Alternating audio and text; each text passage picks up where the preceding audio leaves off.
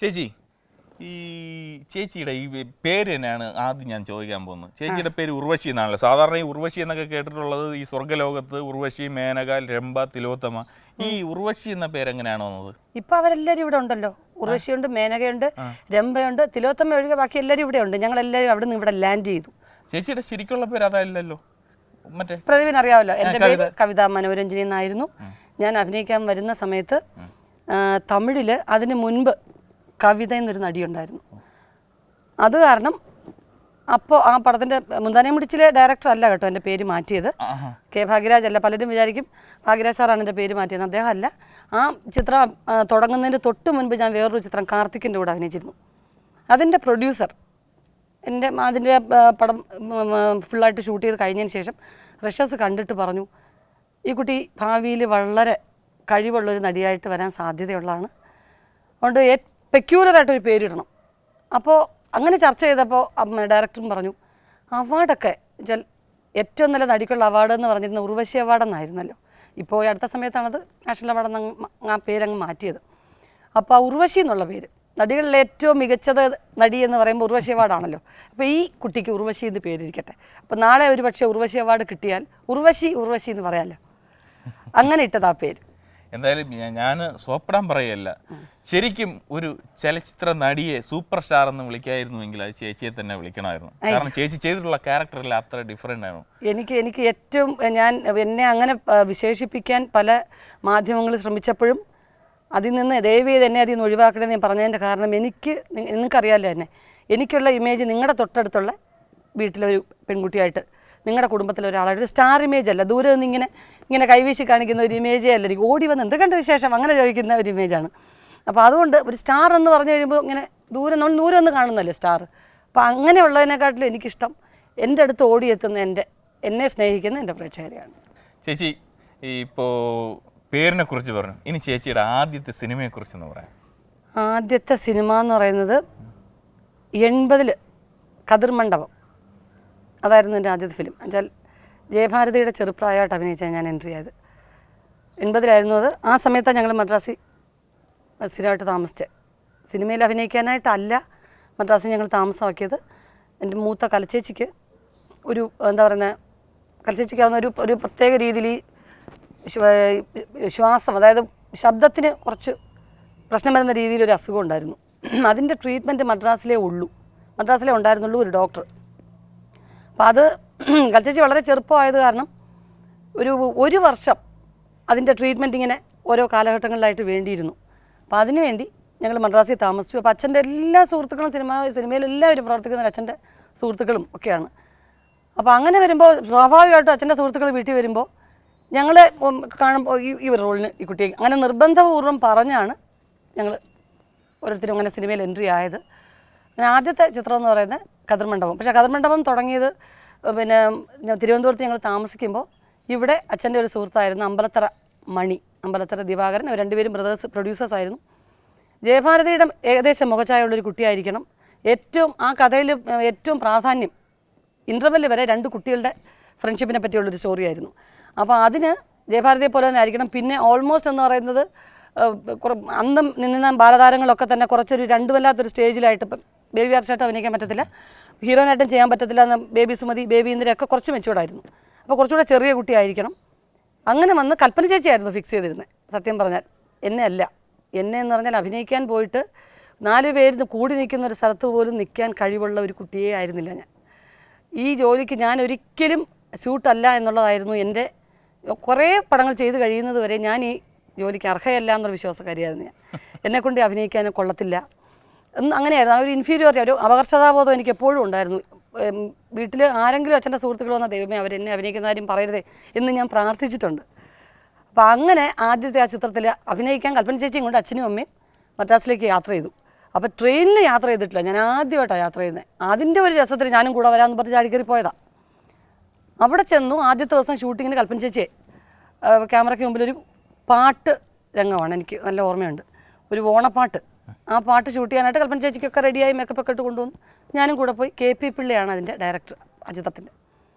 അപ്പോൾ പണ്ടത്തെ നൃത്ത സംവിധായകൻ മാധവ മാഷ് മൂവ്മെൻറ്റ്സ് ഒക്കെ ഇങ്ങനെ പറഞ്ഞു കൊടുത്തു. ഒരു ഊഞ്ഞാലി പോയി കൽപ്പന ചേച്ചിയും കൂട്ടുകാരിയായിട്ട് അഭിനയിക്കുന്ന ബേബി ഇന്ദിരയും രണ്ടുപേരും കൂടെ ഇങ്ങനെ പാടണമെന്നൊക്കെ പറഞ്ഞു കൊടുത്തു. അപ്പോൾ KP ഉമ്മറാണ് ആ ചിത്രത്തിൽ എൻ്റെ അച്ഛനായിട്ട് അഭിനയിച്ചത്, ജയഭാരതിയുടെ അച്ഛനായിട്ട്. അദ്ദേഹവും മീനാമച്ചി ഇപ്പോൾ ഇല്ല, മരിച്ചുപോയി. ഞാൻ ആദ്യമായിട്ട് കാണുന്ന 2 സിനിമാ താരങ്ങൾ അവരാണ്. അപ്പോൾ അവരെയൊക്കെ കണ്ട് ഞാനിങ്ങനെ ത്രില്ലടിച്ചിരിക്കുമ്പോൾ പെട്ടെന്ന് KP പിള്ള പറഞ്ഞു, ഈ കുട്ടിയേക്കാൾ സൂട്ടാകുന്നത് ഈ കുട്ടിയാണല്ലോ ഈ ക്യാരക്ടറിന്, ഇത് മതി എന്നങ്ങ് തീരുമാനിച്ചു. ഞാനും കരച്ചിലും തുടങ്ങി. എനിക്ക് മുമ്പിൽ നിൽക്കാനും പറ്റത്തില്ല, ഭയങ്കര കരച്ചിലും പിടിച്ചിലും ബഹളമൊക്കെ. എനിക്ക് ഇപ്പം വീട്ടിൽ പോകണമെന്നൊക്കെ ആയി. അച്ഛൻ പറഞ്ഞു അതിനെക്കൊണ്ട് കൊള്ളത്തില്ല, സ്കൂളിൽ പോലും സ്റ്റേജിൽ ആകപ്പാടെ ആദ്യം സ്റ്റേജിൽ കയറി ബോധം കെട്ടു. ബോധം കെടാൻ വേണ്ടി സ്റ്റേജിൽ കയറിയ ഒരാളായിരുന്നു ഞാൻ. ഫസ്റ്റ് ഡാൻസിന് കൽപ്പന ചേച്ചി മിടുക്കിയ, ഭയങ്കര മിടുക്കിയാണ്. മോണോ ആക്ട്, മിമിക്രി, ഓട്ടം തുള്ളലിന് ഒന്നും അറിയത്തില്ല ഓട്ടം തുള്ളലിനെ പറ്റി. പക്ഷേ നേരെ ഒന്നും അറിയത്തില്ല, ചാക്കൊക്കെ കെട്ടി വെച്ച് കയറി നിന്ന് എന്തെങ്കിലുമൊക്കെ കാണിച്ചു സമ്മാനം കിട്ടും.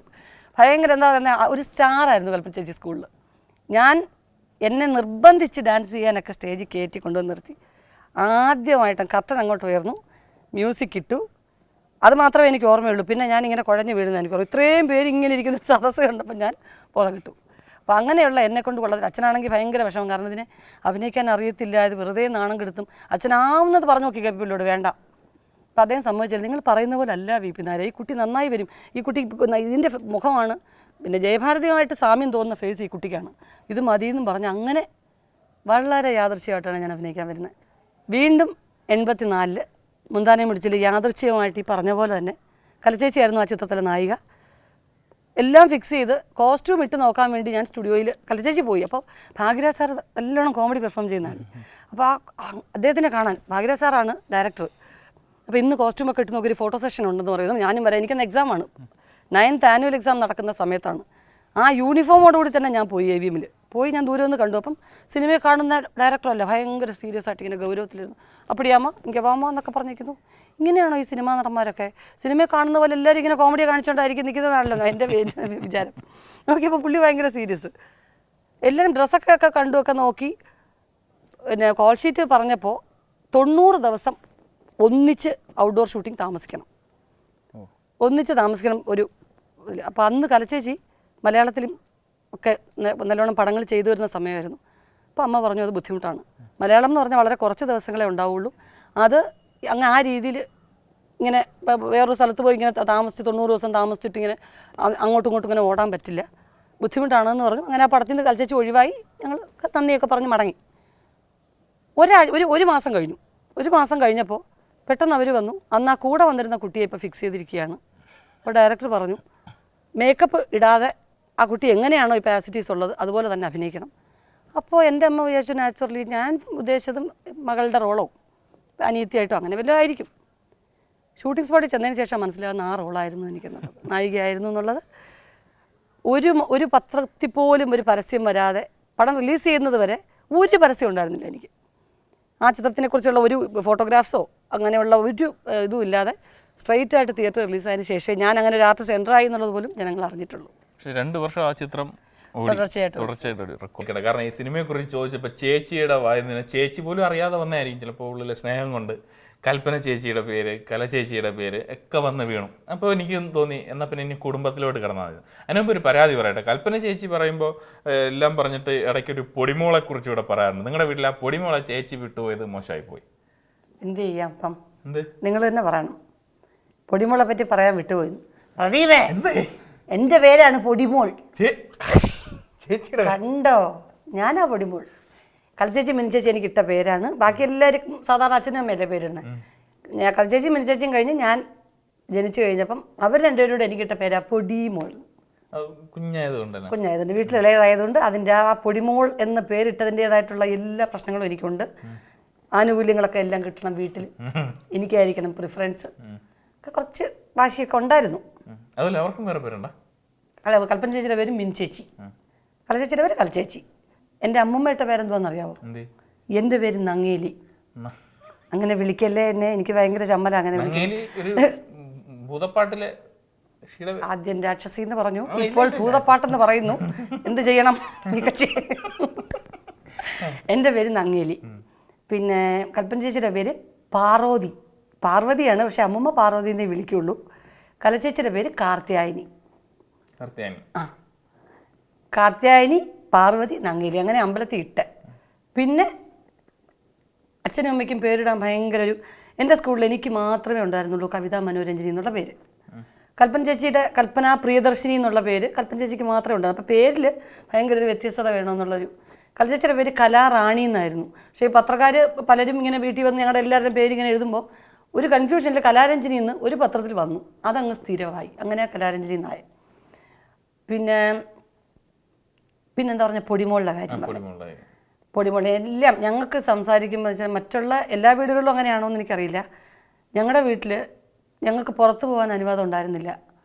കൂട്ടുകാരുടെ വീട്ടിൽ പോവുക, അല്ലെങ്കിൽ അവർക്ക് ഫോൺ ചെയ്തൊന്നും കുഞ്ഞിലെ ഒന്നും. അച്ഛൻ ഭയങ്കര കർക്കശ സ്വഭാവമുള്ള ആളായിരുന്നു. അപ്പം ഞങ്ങൾ ഏറ്റവും കൂടുതൽ ഞങ്ങൾ തമ്മിൽ അങ്ങനെ ഭയങ്കര അറ്റാച്ച്മെൻ്റ് ആയി. കാരണം ഞങ്ങൾ തന്നെ കൂട്ടുകാർ. ഞങ്ങൾ വീട്ടിൽ ഇരുന്ന് ഞങ്ങൾ ഒന്നിച്ച് കളിക്കുക, ഞങ്ങൾ സംസാരിക്കുക. ഞങ്ങൾ അങ്ങനെ ആയതുകൊണ്ട് എപ്പോഴും അറിയാതെ എന്ത് സംസാരിക്കുമ്പോഴും അങ്ങനെ വരും. ഞാൻ ഉപയോഗിക്കുന്ന അവസരങ്ങൾ വളരെ കുറവാണ്. എന്ത് പറയുമ്പോഴും ഞങ്ങളുടെ വീട് ഞങ്ങൾ അങ്ങനെ വരികയുള്ളൂ. അപ്പോൾ മാത്രമല്ല, എല്ലാവർക്കും കൂടെ ഒന്നിച്ച് ഉടുപ്പ് വാങ്ങിക്കണമെങ്കിലോ അല്ലെങ്കിൽ എന്ത് വാങ്ങിക്കുന്നെങ്കിലും അച്ഛൻ എല്ലാവർക്കും ഒന്നിച്ച് വാങ്ങിച്ചു തരും. അത് ഞങ്ങൾ ഇടുകയെന്നല്ലാതെ ഇത് എൻ്റേത് എന്ന് പറഞ്ഞുകൂടാ. എൻ്റേത് നമ്മൾ ഏതെങ്കിലും ഒരു ഉടുപ്പ് ഇങ്ങനെ എടുത്തിട്ട് ഇത് എൻ്റേതാണെന്ന് പറഞ്ഞാൽ അപ്പം അച്ഛൻ അത് കീറും. അതെങ്ങനെ നിൻ്റേതാവും? ഇവിടെ അങ്ങനെ ഒരാൾക്ക് മാത്രമായിട്ടില്ല, എല്ലാവർക്കും കൂടെ ഉള്ളതേ ഉള്ളൂ. എല്ലാവരും ഒന്നുപോലെ എടുക്കണം. അങ്ങനെയാണ് ഒരു കുടുംബവിശേഷം. ഇനി എന്താ അറിയട്ടെ, 3 പേരും ഒരേ ഫീൽഡാണ്. അപ്പോൾ ഈ ഒരേ ഫീൽഡായിട്ട് ഒരേ പ്രൊഫഷൻ വരുമ്പോൾ ഒരു ചെറിയ ജലസി അത് നിങ്ങൾ തമ്മിൽ ഒരിക്കലും ഉണ്ടായിട്ടില്ല, ഒരിക്കലും ഇല്ല. കാരണം ഞാൻ പറഞ്ഞില്ലേ, ഞങ്ങളുടെ സിസ്റ്റേഴ്സ് എന്ന് പറയുന്നത് മറ്റ് പല കാര്യങ്ങളിലും ഒരുപാട് വ്യത്യസ്തതയുണ്ട്. ഒരിക്കലും അസൂയ എന്ന് പറഞ്ഞൊരു സംഗതി ഉണ്ടായിട്ടില്ല. അതൊരു പക്ഷേ എൻ്റെ അമ്മയുടെ ഗുണമാണ്. ഞങ്ങളെ എപ്പോഴും പോസിറ്റീവായിട്ടുള്ള കാര്യങ്ങൾ മാത്രമേ ഞങ്ങൾക്ക് പറയാറുള്ളൂ. പിന്നെ കിട്ടുന്നതൊക്കെ നന്മ. എന്തെങ്കിലും കിട്ടാതിരുന്നിട്ടുണ്ടെങ്കിൽ അത് മറ്റെന്തോ നന്മയ്ക്ക്, അങ്ങനെയാണ് ഞങ്ങൾ വിശ്വസിച്ചിട്ടുള്ളത്.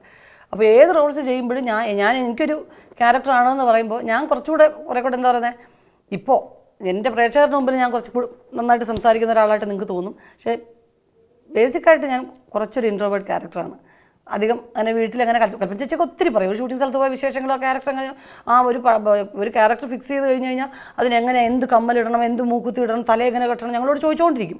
കണ്ണിങ്ങനെ നീട്ടി എഴുതണോ, പൊട്ടി ഇങ്ങനെ വെക്കണോ, അതൊക്കെ ചോദിക്കും. ഞാൻ അത്രയ്ക്ക് അങ്ങനെ ഇത് ചെയ്യാറില്ല. എങ്കിലും എല്ലാ കാര്യങ്ങളും കൽപ്പന ചേച്ചിയും പറയും, നീ ഒരുമാതിരി ശ്രദ്ധിക്കരുത്. കാരണം ഞാൻ മേക്കപ്പിൻ്റെയും കോസ്റ്റ്യൂമിൻ്റെയും ഒക്കെ കാര്യത്തിൽ ഞാൻ ഭയങ്കര എന്താ പറയുന്നത്, ഒരിക്കലും അങ്ങനെയൊന്നും ഒരു സെലക്ഷനായിട്ട് നിൽക്കത്തില്ല. എനിക്ക് ഷോപ്പിങ്ങും ഇഷ്ടവുമല്ല.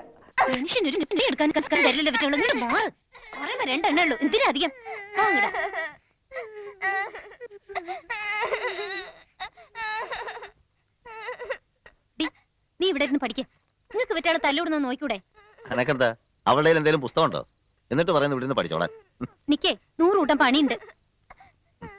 ചേച്ചി അത് പറഞ്ഞപ്പോഴാണ് ഈ കോമഡിയും നല്ല രീതിയിലുള്ള ആക്ടിങ്, ഈ കോമഡിയും ചെയ്ത വലിയൊരു കാര്യമാണ് എനിക്കറിയാം. പക്ഷേ അതിനേക്കാൾ ഉപരി ഒരുപാട് ടെൻഷനാണ് ഒരു ക്യാരക്ടറുമായിട്ട് വളരെ സീരിയസ് ആയിട്ട് ചെയ്യാന്ന് പറഞ്ഞാൽ. അതൊക്കെ എങ്ങനെയാണ് ചേച്ചി കൊണ്ടുപോകുന്നത്? ഞാൻ എല്ലാ റോൾസും ചെയ്തിട്ടുണ്ട്. ഹീറോയിൻസിന് കോമഡി ചെയ്യാൻ സ്വാതന്ത്ര്യം ഇല്ലാതിരുന്ന ഒരു അങ്ങനെ ഒരു സമയമായിരുന്നു. കാരണം കോമഡി എന്ന് പറയുമ്പോൾ നായികമാർക്ക് അത് പറഞ്ഞിട്ടില്ല. പണ്ടത്തെ സിനിമയിൽ ദുഃഖപുത്രിയായിട്ടാണ്. പിന്നെ നെഗറ്റീവ് റോൾസ് ഒക്കെ ചെയ്യാം, അല്ലെങ്കിൽ വാമ്പിഷ് റോൾസ് ഉണ്ട്, അങ്ങനെയൊക്കെ അതൊക്കെ ഉള്ള ഡിഫറൻസ് ഉണ്ട്. പക്ഷേ കോമഡി മാത്രം ഒരു തിരക്കഥാകൃത്തും നായികയെ ആ ഒരു ഒരു പരിധിയിലോട്ട് കൊണ്ടുവന്ന് എഴുതി ഞാൻ കണ്ടിട്ടില്ല. ആ കാര്യത്തിൽ ശ്രീനിവാസനാണ്, അദ്ദേഹത്തിന് വേണം ആ ഒരു ക്രെഡിറ്റ് കൊടുക്കാനായിട്ട്. അദ്ദേഹത്തിൻ്റെ കഥാപാത്രങ്ങളിൽ അല്ലെങ്കിൽ വളരെ ലൈവായിട്ടുള്ള കോമഡിയാണ്, ഞാൻ കോമഡി പെർഫോം ചെയ്യാൻ പോവുകയാണ് കേട്ടോ എന്ന് പറഞ്ഞിട്ടുള്ള റോൾസ് അല്ല, വളരെ നാച്ചുറലായിട്ട് തലയണ മന്ത്രമൊക്കെ എനിക്ക് അറിയാൻ പറ്റും. അപ്പോൾ അങ്ങനത്തെ എനിക്ക് ഏറ്റവും ഇഷ്ടപ്പെട്ട തിരക്കഥാകൃത്തുകൾ പത്മരാജൻ സാറിനെയാണ് ഏറ്റവും ഇഷ്ടം. അത് കഴിഞ്ഞാൽ എനിക്ക് ശ്രീനിയേട്ടനാണ്. കുറേ കൂടെ ലൈവായിട്ടുള്ള നല്ല കഥകളും നല്ല ക്യാരക്ടേഴ്സും ശ്രീനിയേട്ടൻ്റെ സ്ക്രിപ്റ്റിലുണ്ടാവും. നോക്കിയേ,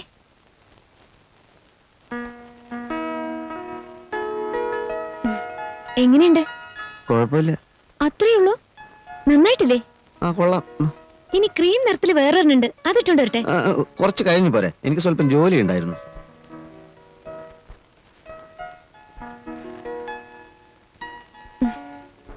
സുഖേട്ടാ, ഇനി മുതൽ ദിവ്യമോള് സുഖേട്ടനെ അച്ഛാന്ന് വിളിക്കില്ല. അയ്യോ, അതെന്ത്? എന്നെ അമ്മാന്നും വിളിക്കില്ല. പിന്നെ സുഖേട്ടൻ ഡാഡി, ഞാൻ മമ്മി. ലോകം ഒരുപാട് മുമ്പോട്ട് പോയി സുഖേട്ടാ. കിണറ്റിലെ തവളകളെ പോലെ നമ്മൾ പരിഷ്കാരം അറിയേണ്ട ജീവിക്കേണ്ട കാര്യമുണ്ടോ? എന്നാലും പെട്ടെന്ന് അങ്ങനെ ഒരു മാറ്റം വേണം. വേണം. ചേച്ചിക്ക് ഹ്യൂമർ ചെയ്യുമ്പോൾ ഏറ്റവും കൂടുതൽ ഇഷ്ടമുണ്ടായിരുന്ന ഈ ഓപ്പോസിറ്റ് നായകൻ കോമ്പിനേഷൻ അല്ലേ? കോമ്പിനേഷൻ നമ്മുടെ അതൊരു ക്രെഡിറ്റ് ആയിട്ട് പറയണമെങ്കിൽ ഏറ്റവും നന്നായിട്ട് ഹ്യൂമർ കൈകാര്യം ചെയ്യുന്ന നായകന്മാർ നമുക്കുള്ളത് മലയാളത്തിലാണ്. ടൈമിങ് അറിഞ്ഞിട്ട് വെച്ചാൽ കോമഡി എന്ന് പറയുന്നത് അറിയാലോ, പ്രദീപ് നന്നായിട്ട് പെർഫോം ചെയ്യുന്ന ആളാണ്, പറയേണ്ട കാര്യമില്ലെങ്കിലും ഒരു ശകലം ടൈമിങ് ഒരു നമ്മുടെ ഓപ്പോസിറ്റ് നിൽക്കുന്ന ആളിൻ്റെ റിയാക്ഷൻ കിട്ടിയില്ലെങ്കിൽ ഒട്ടും വർക്കൗട്ട് ആവില്ല കോമഡി. ബാക്കി ഇപ്പോൾ സീരിയസോ മറ്റുള്ള ഏത് ഭാവവും നമുക്ക് സോളോ ആയിട്ട് നിന്നിങ്ങനെ ചെയ്യാമെന്ന് പറയാം. ഇത് നമ്മൾ മാത്രം നിന്ന് ചെയ്യുന്ന കോമഡി ഇസ് ഓക്കെ. പക്ഷെ അടുത്ത് വേറെ ആർട്ടിസ്റ്റ് ഉണ്ടെങ്കിൽ അവിടുന്ന് റിയാക്ഷൻ കിട്ടിയില്ലെങ്കിൽ ഒരു ചെറിയൊരു ജെർക്ക് പോലും കോമഡിക്ക് ഭയങ്കര സംഭവമാണ്. അത് മ്യൂസിക് പോലെ തന്നെ വളരെ ഡെലിക്കേറ്റാണ് ഹ്യൂമറും.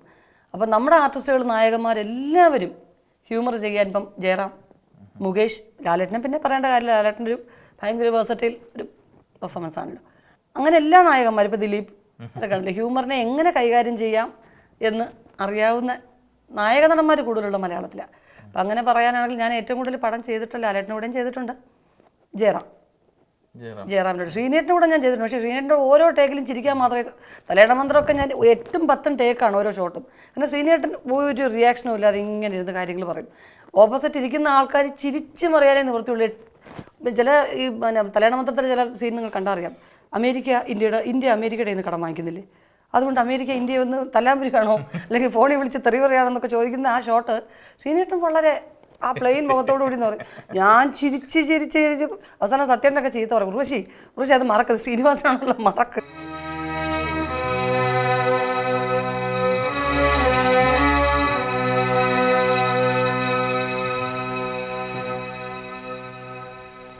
സുഖേട്ടനല്ലെങ്കിൽ ക്ഷമ വളരെ കുറവാ. എന്റെ മോളെ ഓർമ്മിച്ചതുകൊണ്ടാ ഞാൻ അവനെ കൊല്ലാതെ വിട്ടത്. എന്നാലും അടിപിടി ഉണ്ടാക്കുന്നതൊക്കെ മോശമല്ലേ? മോശം എന്താ അവന്റെ വിചാരം? ആലോചിക്കും ഇപ്പോഴും എന്റെ ചോര തിളക്കുക. കടം വാങ്ങുന്നത് വലിയ കുറ്റമൊന്നുമല്ല. ഇന്ത്യ അമേരിക്കന്ന് കടം വാങ്ങാറില്ലേ?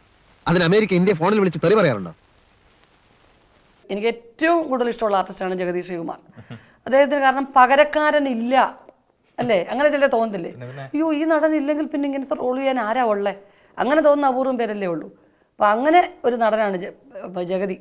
കാരണം നേരിട്ട് അല്ലാതെ സംസാരിക്കുമ്പോൾ വളരെ ഗൗരവക്കാരനായിട്ട് ഇങ്ങനെ സീരിയസ് ആയിട്ടിരിക്കും. ക്യാമറയുടെ മുമ്പിൽ പെർഫോം ചെയ്യുമ്പോൾ വേറൊരു അവതാരമാണ് പിന്നെ വരുന്നത്. ഇത്രയും വേഷച്ചേർത്ത് ജഗതിക്ക് ഒരു നടനും ഒരു നടിക്കുമൊക്കെ ആവശ്യം എന്ന് പറയുന്ന സൗന്ദര്യം മാത്രമല്ല, വേഷച്ചേർച്ചയാണ് ഏറ്റവും പ്രധാനം. ഏത് ക്യാരക്ടർ ചെയ്താലും അതുമായിട്ട് യോജിക്കുക എന്ന് പറയുന്നത്. ഭിക്ഷക്കാരനായിട്ട് വന്നാലും തമ്പുരാനായിട്ട് വന്നാലും യോജിക്കുന്ന ഒരു ആക്ടർ എന്ന് പറയുന്നത് ജഗദീഷ് ശ്രീകുമാറാണ്. അപ്പോൾ എനിക്ക് ഭയങ്കര ഇഷ്ടമാണ് ജഗതിയായിട്ട് വർക്ക് ചെയ്യാൻ ഭയങ്കര ഇഷ്ടമാണ്. ഞാൻ ഒരുപാട് പടങ്ങൾ ചെയ്തിട്ടുണ്ട്. എങ്ങോട്ട് പോകുന്നു? എങ്ങോട്ടും പോകുന്നില്ല, ഇങ്ങോട്ട് തന്നെ വന്ന്. എന്തിനാ ഇപ്പൊ ഇങ്ങോട്ട് എഴുന്നള്ളിയത്? അപ്പോഴെന്നെ കാണാൻ. എന്തിനാ എന്നെ കാണുന്നത്? അതപ്പോഴെന്നെ അറിയത്തില്ലേ? എന്നിട്ടാണോ സുമതി കുഞ്ഞമ്മയുടെ മോൻ അശോക മേനവന് മാറ്റി നിനക്കൊരു ഇത്? കബഡി മത്സരത്തിൽ അവൻ എങ്ങനെയോ ജയിച്ചെന്ന് കണ്ടപ്പോ നീ ഇവിടെ കിടന്ന് ഉറഞ്ഞു തുള്ളുന്നുണ്ടല്ലോ. ജയിക്കുന്നവരാരായാലും ഒരു അഭിനന്ദിക്കുന്നതിൽ എന്താ തെറ്റ്? അന്യനൊന്നും അല്ലല്ലോ, അതും എന്റെ അമ്മായിയുടെ മോൻ തന്നെയല്ലേ. അത്രയ്ക്കും ഇഷ്ടമാണെങ്കിൽ നിനക്ക് അവനെ തന്നെ കെട്ടിയാ പോരെ? ഇഷ്ടമുള്ളവരൊക്കെ എല്ലാരും കെട്ടല്ലേ. നിങ്ങൾ നേരെ നോക്കിയാ കീരിയും പമ്പും പോലാണല്ലോ. നീ എന്തിനാ രമേന്തി അവനെ ദേഷ്യം പിടിപ്പിക്കുന്നേ? തോക്കുമ്പോഴും ദേഷ്യപ്പെടുമ്പോഴും അപ്പൂട്ടന്റെ മുഖം കാണാൻ നല്ല ചേല അമ്മായി. അശോകന്റെ തോറ്റ മോത്തിന്റെ ശൈലി നീ കണ്ടിട്ടുണ്ടോ? അതിന് അപ്പൂട്ടന്റെ ഒരു അവസരം തരുന്നില്ലല്ലോ. എന്നാ കാവിലെ പാട്ട് മത്സരത്തിന് നീ വാ, അവന്റെ തോറ്റ മോന്തയുടെ ക്ലോസപ്പ് കാണാം. ചുമ്മാ തങ്ങിയെന്ന് തോറ്റാ പോരെ, അതിന് ഈ വീരവാദം വേണോ? ചുമ്മാ തങ്ങിയെന്ന് തോറ്റാ പോരേന്ന്.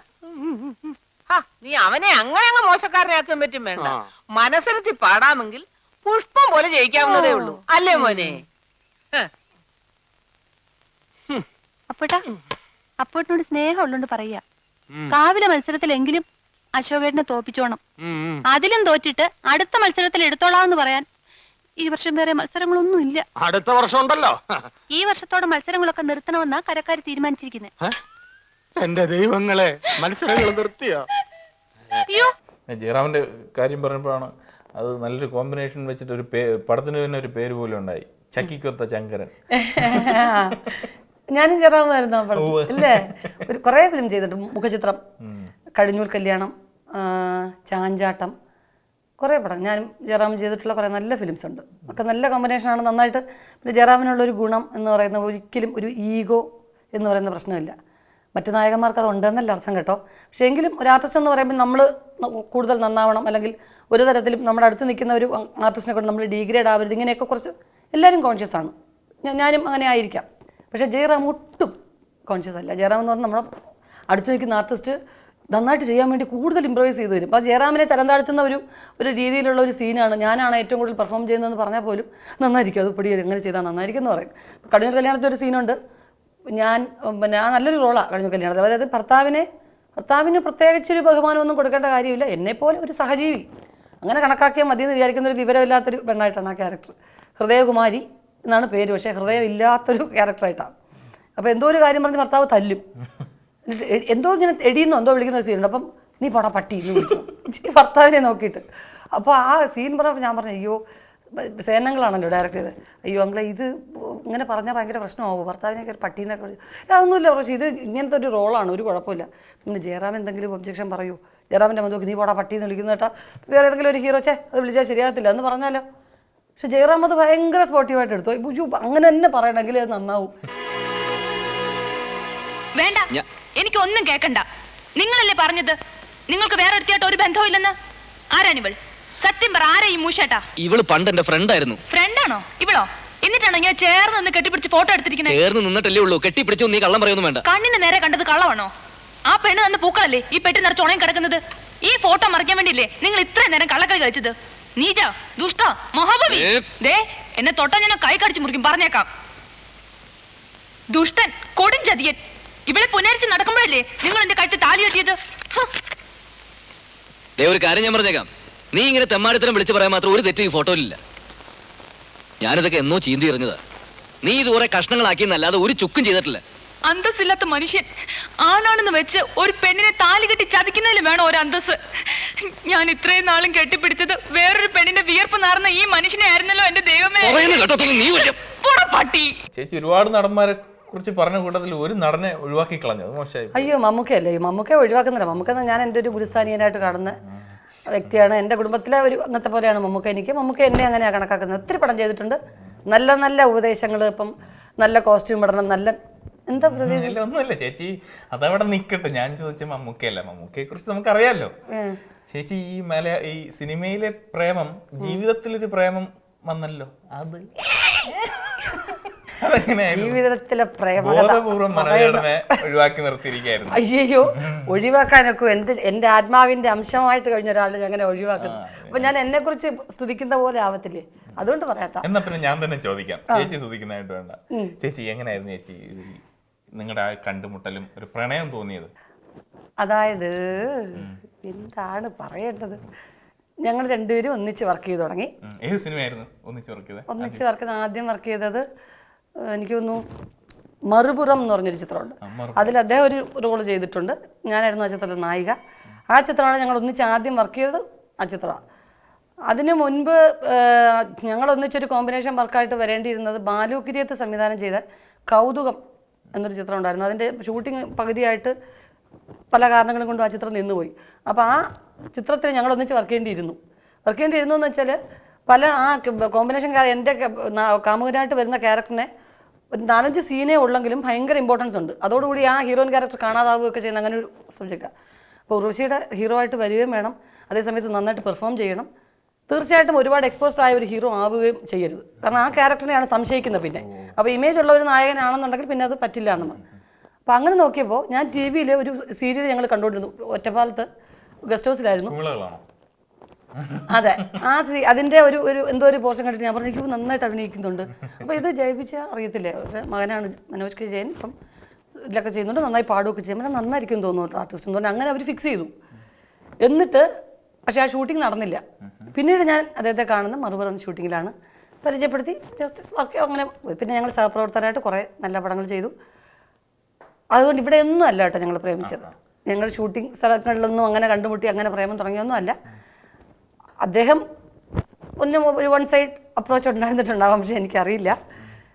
ഞങ്ങൾ ആകാശത്തിൽ പ്രണയിച്ചവരാണ്, വളരെ. അതെ, അത് ഭയങ്കര ഒരു ഡിഫറൻ്റ് ആയിട്ട് മറ്റുള്ള ഒരു ആർട്ടിസ്റ്റ് ഒന്നും പ്രണയിച്ചല്ല, അതിലും ഞങ്ങൾക്കൊരു വ്യത്യസ്തതയുണ്ട്.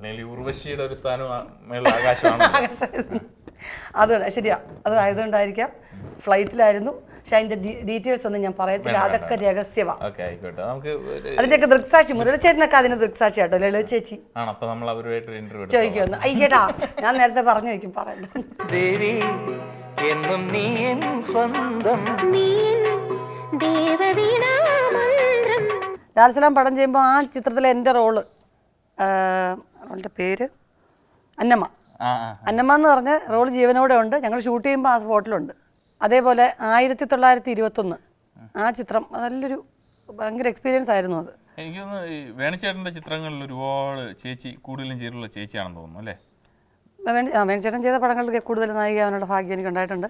എനിക്ക് ഏറ്റവും കൂടുതൽ ഞാൻ എൻ്റെ വേണിച്ചേട്ടൻ്റെ ഷൂട്ടിങ് ഞാൻ ഒരു ഷൂട്ടിങ്ങിന് പോകുന്നൊരു ഫീലല്ല. വേണിച്ചേട്ടൻ എന്നെ കുഞ്ഞിലേ അറിയാം. അതുകൊണ്ടും കൂടെ എനിക്ക് ഭയങ്കര ഒരു സ്വാതന്ത്ര്യമുണ്ട് എനിക്ക് വേണിച്ചേട്ടൻ്റെ ഷൂട്ടിംഗ് എന്ന് പറയാം. പിന്നെ എന്നെ പേഴ്സണലായിട്ട് എൻ്റെ മാനറിസംസ്, ഞാൻ എങ്ങനെ സംസാരിക്കും, ഇതൊക്കെ നന്നായിട്ട് അറിയാവുന്നതുകൊണ്ട് ആ ക്യാരക്ടേഴ്സൊക്കെ എന്താ പറയുന്നത് എൻ്റെ ഒരു ആത്മാംശമുള്ള റോളുകളാണെന്ന് തോന്നും. എല്ലാവരും ഒരുപാട് ഓഡിയൻസിന് ഇഷ്ടപ്പെട്ട റോൾസാണ്. സുഗമോ ദേവിയിലെ ദേവി, സ്വാഗതത്തിലെ ഫിഫി ഫിലോമിന ഫ്രാൻസിസ്, പിന്നെ ലാൽസലാമിലെ അന്നമ്മ, പിന്നെ ആയിരപ്പറ, കളിപ്പാട്ടം, ഇത് നേരത്തെ പറഞ്ഞ കളിപ്പാട്ടം. അങ്ങനെ വേണിച്ചേട്ടൻ എന്ന് വെച്ചാൽ എന്നെ മനസ്സിൽ കണ്ട് തന്നെ പൂർണ്ണമായിട്ട് എഴുതിയതാണോ എന്ന് തോന്നുന്നു. അങ്ങനെ എനിക്കും ഇൻവോൾവ് ചെയ്ത് ചെയ്യാനും ഒരു ഷൂട്ടിങ്ങിൻ്റെ ഫീലേ ഇല്ലാതെ ഞാൻ നാച്ചുറലായിട്ട് ചെയ്തിട്ടുള്ള റോളുകളാണ് അതൊക്കെ. സംശയിച്ച് താൻ കാട് കയറല്ലേ? ഞാൻ ചോദിക്കട്ടെ, കള്ളനോട്ടടിയാ അല്ലയോ? അയ്യോ, എന്നാ പറ, എന്തോന്ന് വെച്ചാ പറ. പറയാൻ പാടില്ലാത്ത കാര്യം തന്റെ സംശയം മാറ്റാൻ വേണ്ടി പറയാ. ഞങ്ങൾ പാർട്ടിക്കാരാ. പാർട്ടിക്കാര് എന്നുവെച്ചാ? കമ്മ്യൂണിസ്റ്റുകാര്. പുറത്ത് പറഞ്ഞേക്കല്ലേ എന്നമ്മേ, തല പോകുന്ന കാര്യമാണ്. എന്തിനാ തല പോന്ന്? എടോ, കമ്മ്യൂണിസം പ്രചരിപ്പിക്കാൻ പാടില്ലെന്ന നിയമം. എന്താ ഈ കമ്മ്യൂണിസം? കമ്മ്യൂണിസം എന്ന് പറഞ്ഞാൽ എന്താ പറയാ, ഉള്ളവനും ഇല്ലാത്തവനും തമ്മിലുള്ള അകലം കുറയ്ക്കുക. ഉള്ളവനും ഇല്ലാത്തവനും തമ്മിലുള്ള അകലോ? എന്തുവായി പറയുന്നേ? കുന്തം. എടോ, ഉള്ളവനായ മേടയിൽ ഇട്ടിച്ചനും ഇല്ലാത്തവനായ നെട്ടൂർ സ്റ്റീഫനും തമ്മിലുള്ള അകലം കുറച്ച് തന്നെ കെട്ടുക. മനസ്സിലായോ? മനസ്സിലായെങ്കിലും ഇല്ലെങ്കിലും ഇപ്പൊ ഇത്രയും പറയാനേ സൗകര്യമുള്ളൂ. അതെ, ഇന്ന് നാളെയാ ഞാൻ ഇന്നലെ പറഞ്ഞ കാര്യം. എന്തുവാ? ധൃതിയില്ല, ഏതെങ്കിലും ഒരു നാളെ പറഞ്ഞാൽ മതി. ഇടി കിന്നമ്മോ, എനിക്ക് തന്നെ അങ്ങോട്ട് ഇഷ്ടമാണെന്ന്. കല്യാണം കഴിഞ്ഞാൽ ഈ പല നടിമാരും അഭിനയം നിർത്താറുണ്ട്. പക്ഷേ കല്യാണം കഴിഞ്ഞാൽ നടന്മാരൊന്നും അഭിനയം നിർത്തുന്നില്ലല്ലോ, അതെന്താണ്? അതൊരു നല്ല ചോദ്യമാണ്. ഞാൻ ആലോചിക്കാം എന്താ അങ്ങനെ കല്യാണം കഴിഞ്ഞ് കഴിഞ്ഞാൽ നടന്മാരെന്താ അഭിനയം നിർത്താത്തത്? പക്ഷേ അഭിനയം നിർത്തേണ്ട ഒന്നാണ് അഭിനയം.